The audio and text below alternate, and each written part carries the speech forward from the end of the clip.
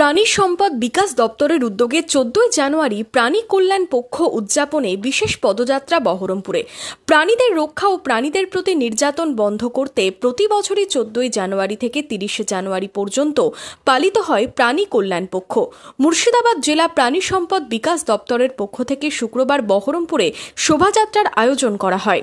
সেখানে প্রাণী সম্পদ বিকাশ দপ্তরের কর্মী আধিকারিকদের পাশাপাশি পশু চিকিৎসক ও বিভিন্ন স্বেচ্ছাসেবী সংস্থার সদস্যরাও পা মেলান। আজকে কর্মসূচি প্রত্যেক বছরের মতো এবারেও আমাদের প্রাণী কল্যাণ পক্ষ, যেটা 14 জানুয়ারি থেকে 30 জানুয়ারি পর্যন্ত উদযাপন করা হয় আমাদের পশ্চিমবঙ্গ সরকারের তরফ থেকে, সেই কর্মসূচি হিসাবে 17 জানুয়ারি আজকে আমাদের দুটো কর্মসূচি নেওয়া হয়েছে। প্রথম আমরা এখানে 11:30 থেকে একটা শোভাযাত্রা এই প্রসঙ্গের ওপরে, মানে কি করে পশু ক্লেশ নিবারণ করা যায় তার উপরে একটা আমরা বর্ণাঢ্য শোভাযাত্রা করব। তাতে আমাদের জনসচেতনতার জন্য বিভিন্ন রকমের ফ্লেক্স, ফেস্টুন, ব্যানার, লিফলেটস থাকবে। এছাড়া আজকে আমরা যে উদ্বোধনী যে শোভাযাত্রা করছি, এটাকে দিয়ে আমরা একটা ট্যাবলো তৈরি করেছি। সেটা আমাদের গোটা জেলাতেই এই কর্মসূচি পালন করে বেড়াবে আগামী 3 দিন।